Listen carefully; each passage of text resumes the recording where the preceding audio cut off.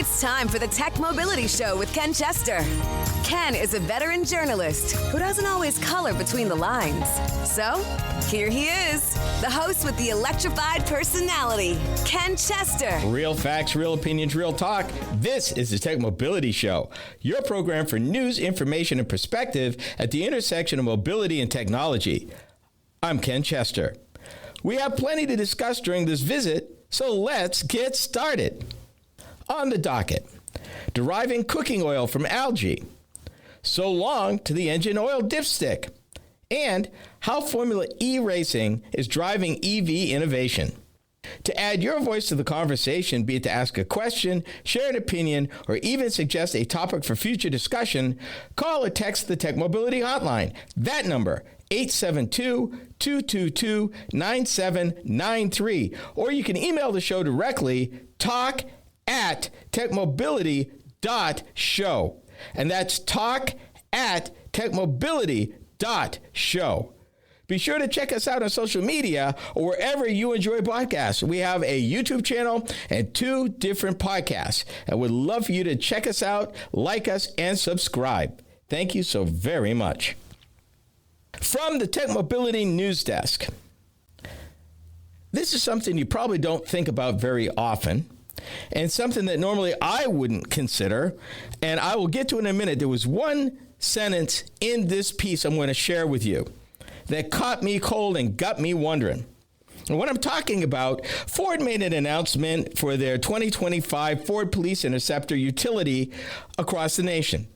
And they're saying that this vehicle can come standard with a hybrid engine, eliminating the long idle times that internal combustion engines have when they're on patrol, saving fleets money and maintenance, etc. That's not what caught my attention. And I'm going to work backwards here. I want to go to the very thing that got my attention when I read this. In addition to the many different safety features that Ford has basically built into a police service Ford Explorer, because that's what we're talking about. We are starting with a Ford Explorer that has been upgraded, different suspension, engine options, different interior equipment to assist an officer with their duties while on patrol. Here's the thing that caught my attention. I'm going to read it to you. All this is above and beyond the fact that the Police Interceptor Utility was designed and tested to pass the Ford 75-mile-an-hour rear impact crash test goals and to keep officers safe out on the highways. Let me say that again. The Ford Motor Company, building a police-grade Explorer for fleet use for the nation's police departments, have engineered a Ford Explorer to take a hit at 75 miles an hour. Yeah, I wanted to stop and let that sink in. What they can do to try to keep our police forces safe, that an automobile company has to do that kind of engineering. Here's what we don't know, and the piece doesn't get into it, and I did not really research this part. How much added weight, what kind of materials, what kind of rear end structure did Ford build into the police spec Explorers that's not available for a retail spec Explorer to keep these officers safe? Part of it's structure and engineering, part of it's just flat weight. And how much heavier is a Police Interceptor Utility product from Ford as opposed to a regular Ford Explorer off the line in Chicago? I can't get this out of my mind. Designed and tested to pass the Ford 75-mile-an-hour rear impact crash test goals. For context, a 4,000-pound vehicle hitting a brick wall at 5 miles an hour exerts 40,000 pounds of pressure on that wall. Now, this is not linear, it's geometric. Figure that an Explorer probably comes in at probably 2.5 tons, and you're not 5 miles an hour, but 75 miles an hour. How much force? You've seen the videos. I know you have. On YouTube and other places of police officers, their dash cams recording them jumping out of the way as a vehicle, either because of inattentive driver, a drunk driver, icy conditions, slides into their vehicle and hits it so hard it pushes the vehicle not inches, feet, many feet forward or in the ditch. So to consider that they have to build vehicles that will protect an officer from that sort of accident speaks volumes about safety, or perhaps the lack of. People who work on our roads are even at more risk because they don't have a vehicle to protect them. And every year, several people who maintain our roads, who are part of work crews, die in work areas on our nation's highways and byways. 75 miles an hour. That is so far above any government standard, any testing standard that is normal. I don't even know how you prepare for that. And here's another question. Because of how the force is applied when striking it, are they dissipating that across all the back of the vehicle? Or, as it's typical, somebody who's not paying attention or slides in the vehicle is usually clipping the left rear of the vehicle, usually gets clobbered because that's the closest to oncoming traffic. Did Ford engineer the vehicle to take all the force in that part? And again, I say, how does that affect fuel economy? How does that affect wear? That would affect tires, suspension. The whole vehicle would have to be engineered to stand that. And then on top of all of that, you got to engineer your seats, powertrain electronics to take the hit. So it's just more than just the body shell. It's all the components in the vehicle. Has to be engineered to take that hit. I don't know if any of the cars that are still used, predominantly Dodge Chargers, that a number of police departments still use, are engineered for that. I don't know if the Chevy Tahoes that a number of police departments use has been engineered for that.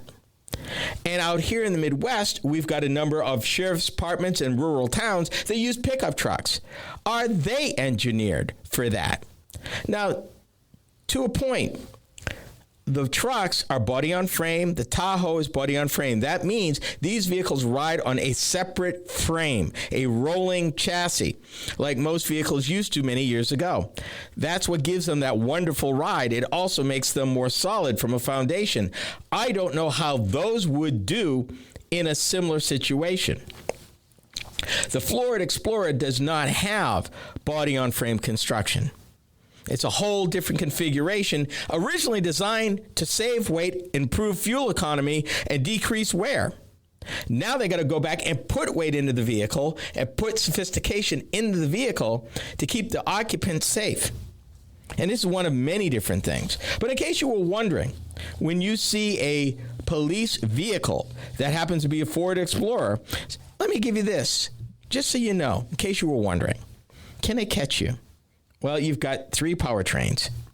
The hybrid 3.3 direct injected V6, it generates 318 horsepower.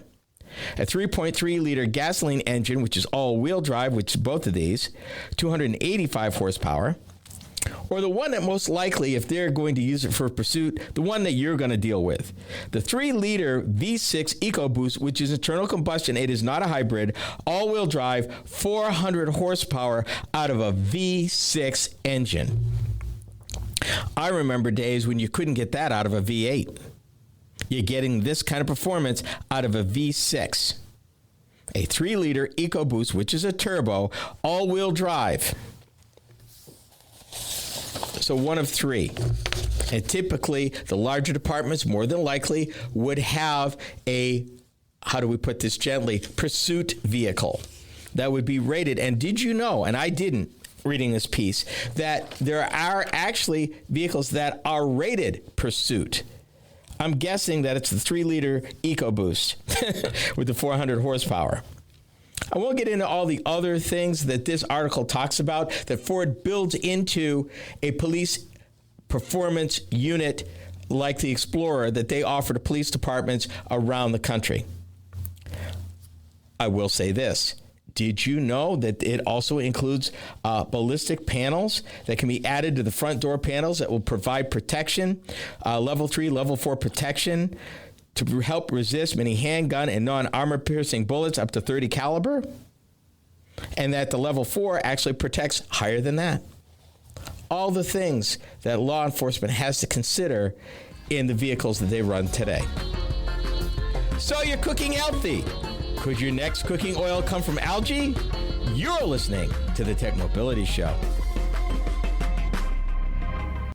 Are you tired of juggling multiple apps and platforms for meetings, webinars, and staying connected? Look no further than AONmeetings.com, the all-in-one browser-based platform that does it all. With AON Meetings, you can effortlessly communicate with clients, host virtual meetings and webinars, and stay in touch with family and friends, all in one place and for one price. Here's the best part. You can enjoy a 30-day free trial. It's time to simplify your life and boost your productivity. AONmeetings.com, where innovation meets connection. Get started today and revolutionize the way you communicate. Social media is the main place to be these days, and we are no exception. I'm Ken Chester, the TechMobility Show. If you enjoy my program, then you will also enjoy my weekly Facebook videos. From my latest vehicle reviews to timely commentary of a variety of mobility and technology-related topics, these short features are designed to inform and delight you. Be sure to watch, like, and follow us on Facebook. You can find us by typing the TechMobility Show in the search bar. Be sure to subscribe to our Facebook page. Social media is the place to be these days, and we're no exception. I'm Ken Chester, the TechMobility Show. If you enjoy my program, then you will also enjoy my weekly Instagram videos. From the latest vehicle reviews to timely commentary on a variety of mobility and technology-related topics, these short features are designed to inform and delight you. Be sure to watch, like, and follow us on Instagram. You can find us by typing the TechMobility Show in the search bar. For those of you that listen to podcasts, we have just the one for you. Hi, I'm Ken Chester. Tech Mobility Topics is a podcast where I upload topic-specific videos each week. Shorter than the full show, these bite-sized programs are just the thing, particularly if you're interested in a particular topic covered on the weekly radio show. From Apple Podcast, iHeartRadio, and many podcast platforms in between, we got you covered. Just enter Tech Mobility Topics in the search bar wherever you listen to podcasts.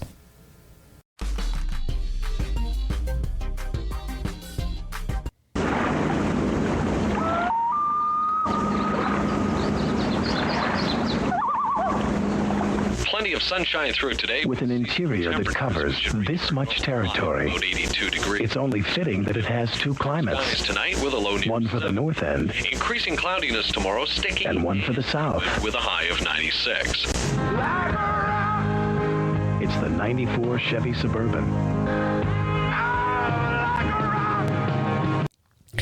The Chevrolet Suburban has been built by General Motors since 1935. And to note, as an SUV, one of the largest vehicles for retail sale that GM makes. And have sold it all these years. If there was a major change, it happened the following year in 1995 when GM brought out the Tahoe, which is 18 inches shorter than the Suburban, but yet same frame, same powertrain, built in the same plant. Masterstroke of an idea. They took a trim level and made it a separate model. And the rest is history. Tahoe's been around now almost 30 years. And still both going strong as GM cannot keep up with production in the one plant that builds everything, and that's Arlington, Texas. So yeah. Still, in fact, they tell me, ironically enough, at one time that the Chevy Suburban was the official vehicle of the state of Texas. If you've ever been to Texas, you would understand why, particularly when you get outside of the urban areas. You need something that durable to haul whatever, whenever, however, particularly when you're miles from any place. So Chevy Suburban, still doing it. The cooking oil industry has been in a turmoil lately as consumers and cooks alike have sought out new varieties, from avocado to coconut, for sustainability and health reasons. Even I have, believe it or not. I've actually used coconut and let's see what else, and olive oil. actually reaching out. But the old standard, I still use the old standard, which is vegetable oil, which I realized recently is a nice name for soybean oil. But I've been using that like everybody forever. While with extreme weather, straining harvests of crops to make oil such as olives, some companies are offering up another option for those willing to be a bit adventurous. Cooking oil made from microscopic algae. This is topic A. In doing the research for this feature, I ended up coming across what I would say conflicting information. There's some articles that I read that said regular oils like vegetable oil, canola oil, corn oil, part of what they call the hateful eight, and for various reasons are not that healthy, being a highly processed oil from seeds. And the issue is not where it started, it's the processing involved to create it, particularly when heat is involved. And for those, heat is involved. I did not understand until I did research for this piece the value when they say cold pressed, where you see on a number of olive oil bottles and different types of olive oil, everything from virgin to extra virgin to extra virgin. Cold pressed meant they pressed it it was minimally processed. They pressed it, they didn't add heat, they didn't process the oil further. And in fact, olive oil and avocado oil are some of the least processed oils. And as the argument goes, the less processed the oil you use, the better it is for you. Also, olive oil and avocado oil have what they call a high smoke point. That means that you can use it in high heat applications, whatever you're cooking, be it meat or foods, without it smoking and degrading. The other argument is when oil gets heated past the smoke point, it degrades, and whatever benefits you could get from regardless what cooking oil you use gets lost in the high heat. Things that I learned. So how did we get to algae? Let me give you an example here. An Amsterdam-based company called Corbion combines a small amount of algae, which it derives from the sap of chestnut trees. Who knew? With a local sugar cane at its fermentation facility in Brazil. Basically, they feed the algae sugar. The algae grows. It stores it predominantly as oil within its cell. At a certain point, they are able to harvest that oil.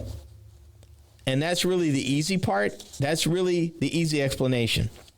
On average, the amount, 30%, is the amount of cell weight in some types of algae that naturally contains oil. They want to boost that to 80% to be viable. So they feed the algae sugar because algae loves sugar. And the beautiful part about it, they're feeding really feedstock waste from the sugar cane harvesting process. So it is material that would have been discarded anyway, and they're using it to make this new product. Again, there's a lot of cross purposes here, and I'm going to try to walk you through this best I can. Certain kinds of microalgae, organisms invisible to the naked eye and found in both water and on land, can be used to create a neutral flavored cooking oil that is high in healthy fats and requires less energy and land than crops such as olives. And this is from these folks that are making oil from algae, say.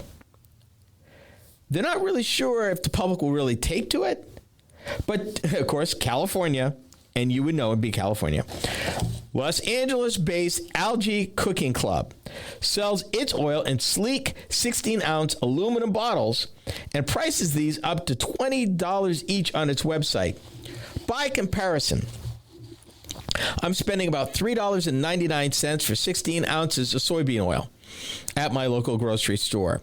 And that's the off-brand, which works totally fine. So $3.99, $20. A little pricey. They're also working with a New York Michelin-starred restaurant, 11 Madison Park, And the chef there, Daniel Hum, he's experimenting with the oil to better showcase subtle flavors, including a mushroom dashi soba dish on its current menu. Okay, you lost me at mushrooms. I'm sorry, not a fan.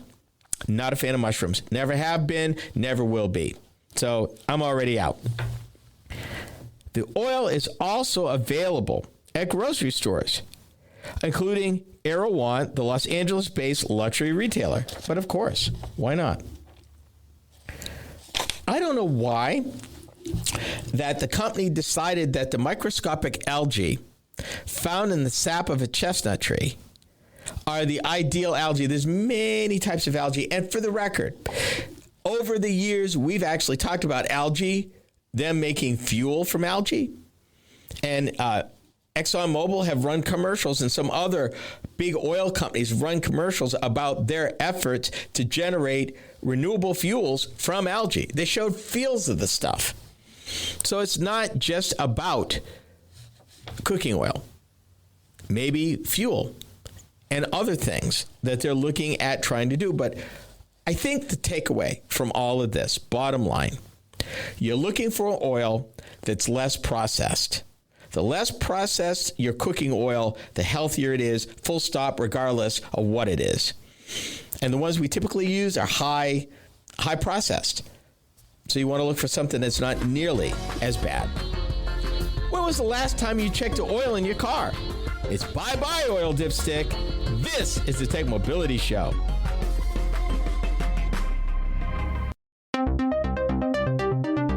Do you listen to podcasts? Seems that most people do. Hi, I'm Ken Chester, host of the TechMobility Show.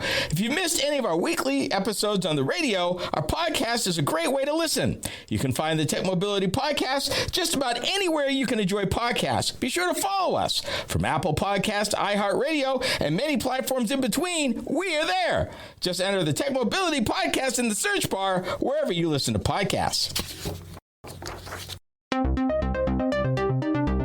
Social media, it's the place to be. We're no exception. Hi, I'm Ken Chester, host of the TechMobility Show. Several times a week, I post to TikTok several of the topics that I cover on my weekly radio show. It's another way to keep up on mobility, technology, news, and information. I've built quite a library of short videos for your viewing pleasure, so be sure to watch, like, and subscribe. That's the TechMobility Show on TikTok. Check it out.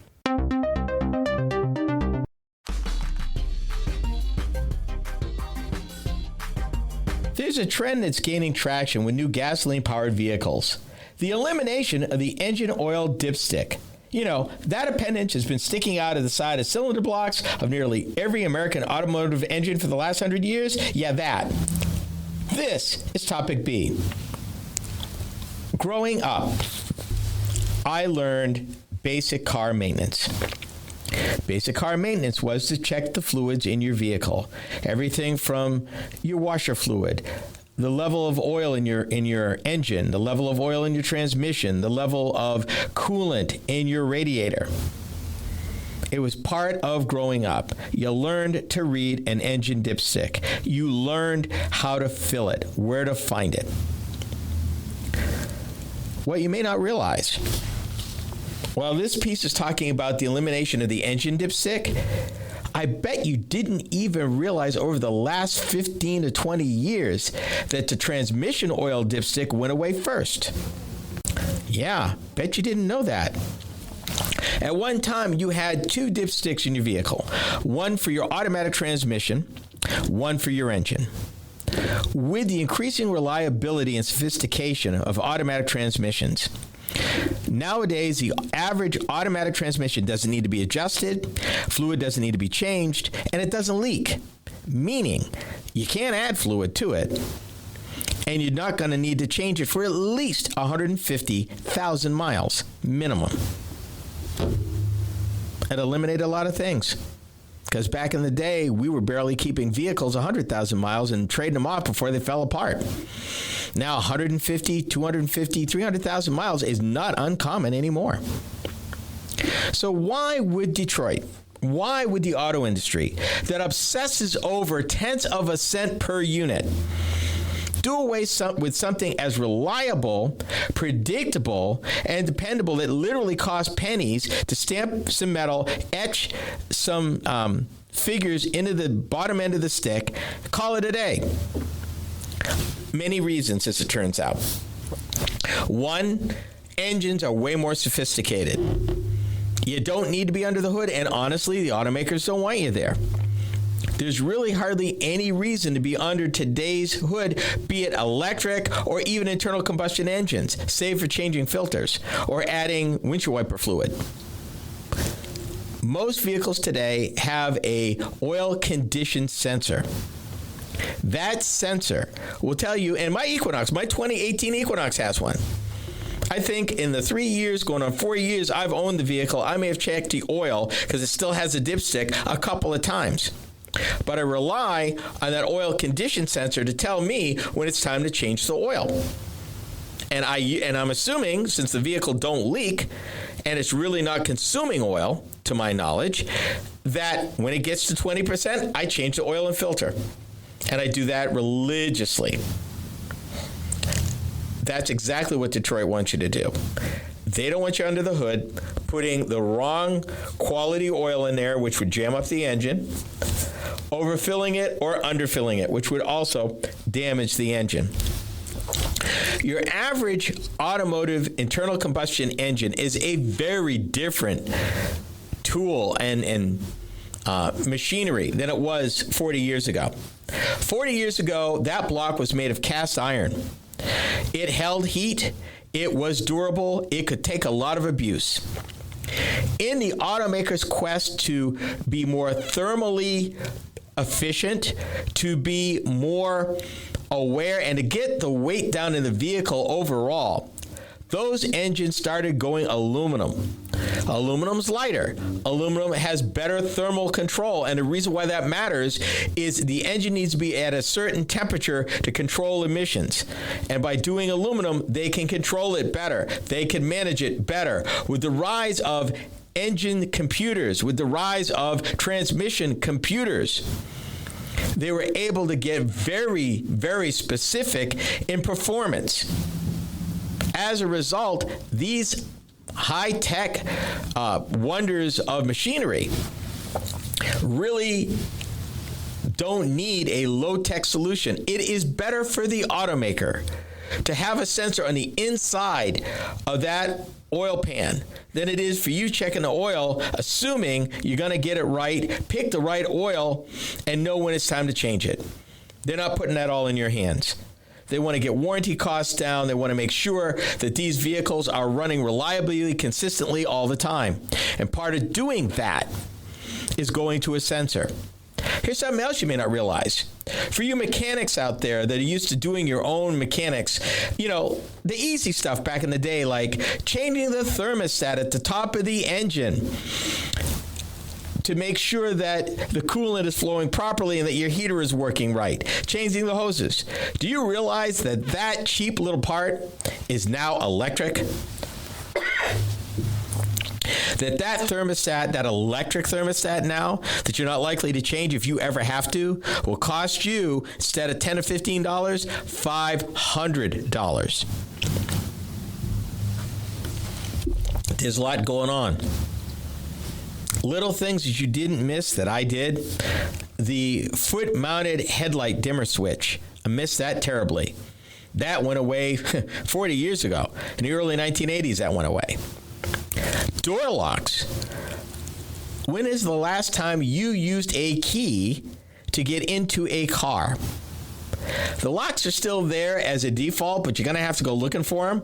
My Equinox has at least a driver's side lock, and I had to go find it, because you can't see it if you don't know where it is. But I did find it. It's there. It still works. And I still have a key. And it's 2018. But I suspect that in the next generation of Equinox, there will be no keys at all. Engine dipstick. How many of you all know how to use one? Do you know what you're looking for when you read it? Do you know when to read it? Level ground, engine's cold before you start. Because you start and the engine gets warm, the oil is all up in the engine. You're not going to get an accurate reading unless you let the vehicle set for a little bit. Also, do you understand what color the oil's supposed to be? It's supposed to be a nice golden color. If it's black, you're almost bad change. If it's brown, you have engine damage. If it is gray, you have coolant leaking into the block, and it's very, very bad. But do you know that? Do you know that? That's my point. That is the point the automakers are making. Hence, European automakers started phasing this stuff out 10, 12 years ago. You will see a continuing number of domestic automakers that are still building internal combustion engines, eliminating the oil dipstick. They're assuming that their sensor will tell what you need to know, that there's no other problems, even if the crankcase is full and maybe the pressure is low for another reason.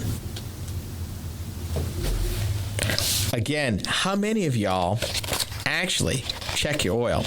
And if so, when is the last time you did it?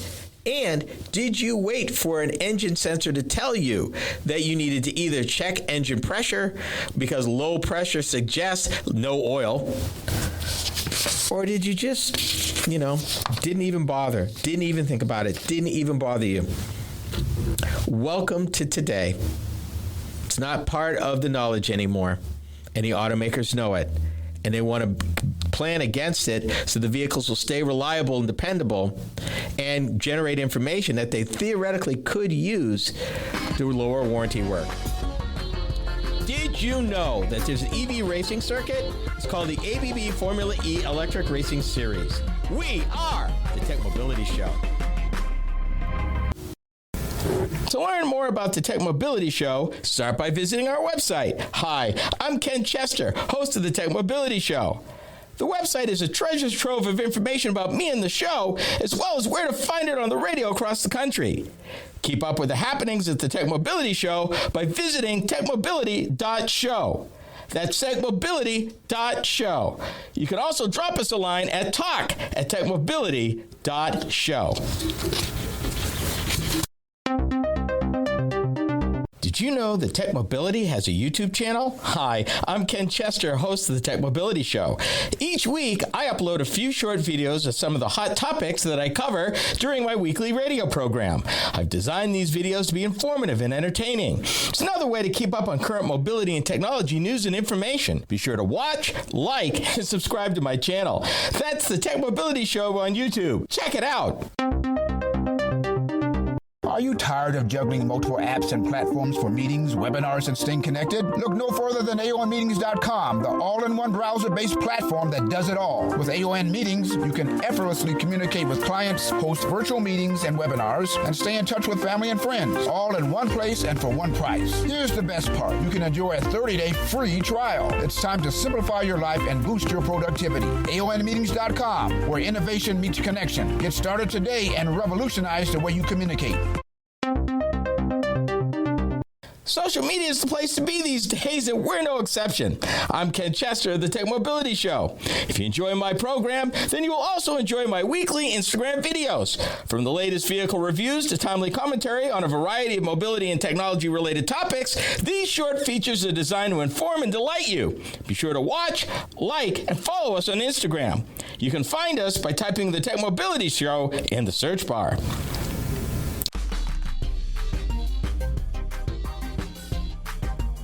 As the world races towards an electric future, companies driving the industry are emphasizing the need for innovation and simultaneous public education. It's called Formula E Racing, and it's driving innovation in the EV space. This is Topic C. Where does innovation for EVs come from? The more things change, the more things are the same. Go back 50 or 60 years. In the mid-1960s, NASCAR racing was all the rage. All the major manufacturers had a factory team going around the track. Why would they do that? It allowed them to test engine parts, check for engine wear. They learned a lot driving vehicles around the track at high speeds, even though a lot of that stuff was made to be consistent from automaker to automaker. There was a saying back then, race on Sunday, sell on Monday. Meaning, if your factory team won that weekend, chances are it would generate traffic Monday morning, as those folks that saw you win came into the dealership to look at what you were selling. So there was a publicity piece to it too. And not to say a lot of innovations that they learned on the track did make its way into luxury cars and regular everyday cars, but more mundane things about how engine cooling would work and engine spark and how fuel is used by an engine and thermal optimization of an engine, all that kind of stuff that makes things better, but would not necessarily be something you could articulate to the public.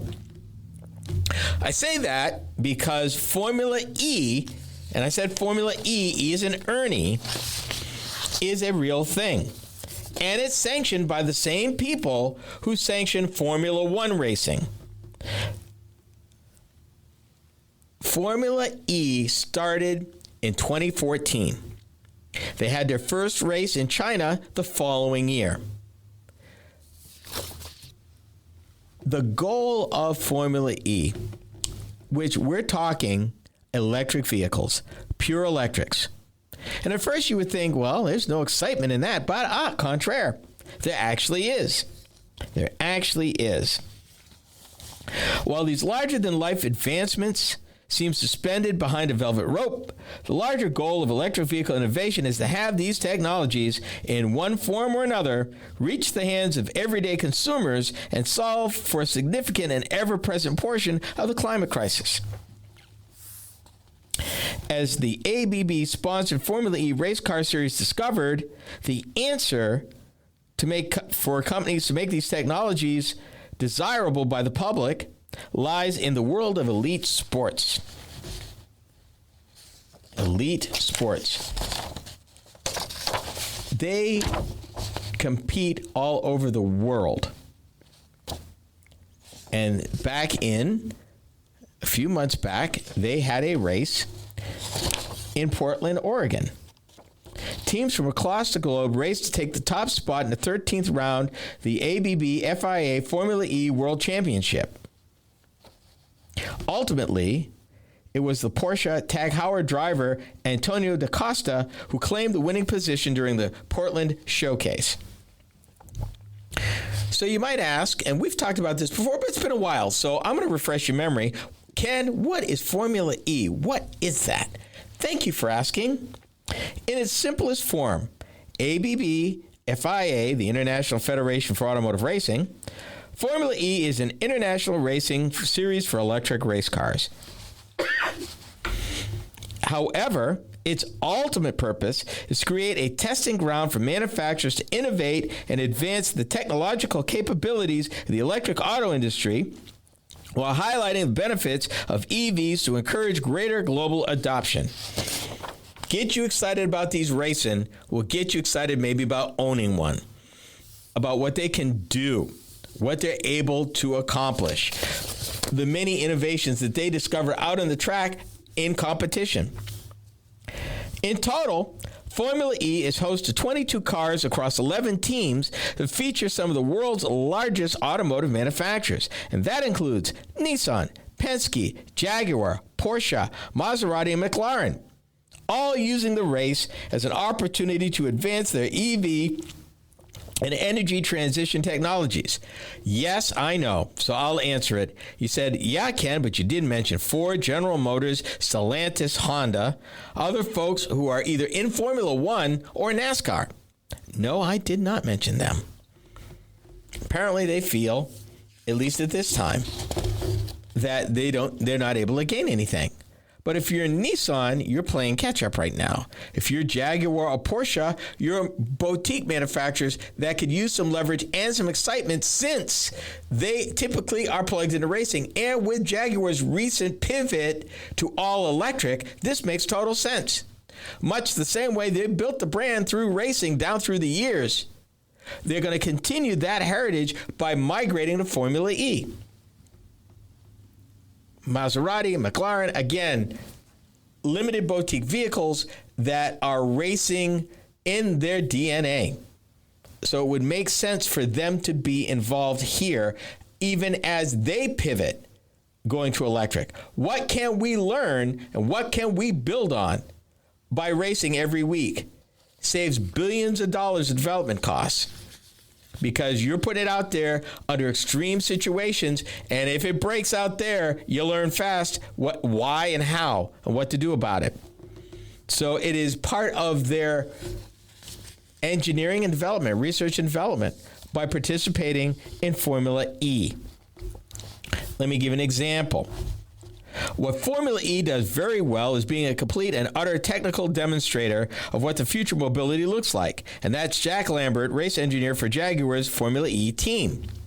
Jaguar also began using Wolfspeed silicon carbide technology for its powertrain and semiconductors, which deliver increased powertrain efficiency and driving range. What they used in Formula E competition, they brought in-house to use in the vehicles they're developing to put on the street retail. These technologies are currently being transferred from race to road to increase the efficiency and performance of Jaguar's consumer EVs. Exactly. While the ultimate goal of Formula E event is to push the possibilities of EV technologies and create awareness, the racing event also provides social and economic benefits to each host city. That would make sense. In Jakarta, Indonesia, one Formula E race, just one, brought out 120,000 folks from across the country with an economic impact of $73 million. And that's not to mention the educational impacts because they're doing outreach as well. They keep it a clean. Part of what they're doing, they actually have developed technologies that let them generate half of the power they need while they're going around track. So that reduces the amount of energy they need. And they're learning that, how to regenerate even as it runs. A big thing. We've come to the end of our visit. Be sure to join me again right here next time. This has been the TechMobility Show. The TechMobility Show is a copywritten production of TechMobility Productions Incorporated. Any rebroadcast, retransmission, or any other use is prohibited without the written consent of TechMobility Productions Incorporated.